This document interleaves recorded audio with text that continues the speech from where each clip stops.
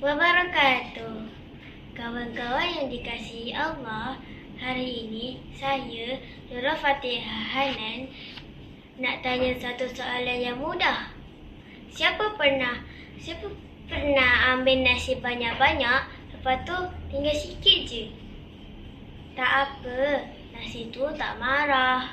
Tapi nasi tu sedih. Sebab apa? Sebab nasi dah panas-panas, tunggu nak masuk perut, tiba-tiba, kenapa aku tinggal kat pinggir sorang-sorang?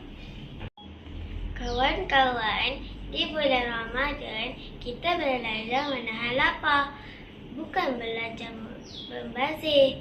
Allah pesan dalam Al-Quran, makan dan minumlah, tetapi jangan membazir. Ayat ni pendek je, tapi maksud dia panjang sampai ke hati. Kawan-kawan tahu tak, membazir ni bukan setakat buang makanan. Kalau kita ambil makanan lebih dari perlu, itu pun dah kira membazir. Macam ni contohnya. Perut kita kecil, mata kita besar macam talam.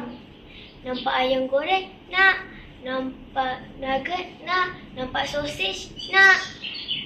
Last-last perut kita kata, stop, aku dah penuh. Kawan-kawan, puasa ni bukan sekadar lapar dan dahaga, tapi latihan jadi anak yang beradab. Orang yang beradab bila makan, dia ambil ikut kemampuan, habis apa yang diambil, bersyukur dengan rezeki. Orang yang suka membazir pula, ambil ikut nafsu, tinggal ikut suka, lupa orang yang lapar. Ingat satu ayat mudah ni ya, boleh hafal sama-sama. Ambil sedikit, habiskan tepat, ambil berkat, bukan membazir. Kalau makanan sikit, tak apa. Yang penting, jangan jatuhkan nilai syukur kita. Akhir kata, kawan-kawan, bulan Ramadan ni bulan mulia. Jangan biarkan pinggan kita penuh, tapi kepala kita kosong.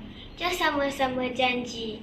Ambil bila perlu, habis bila mampu, syukur selalu. Moga Allah jadikan kita anak-anak yang bijak makan, cantik adab dan besar pahala. Sekian.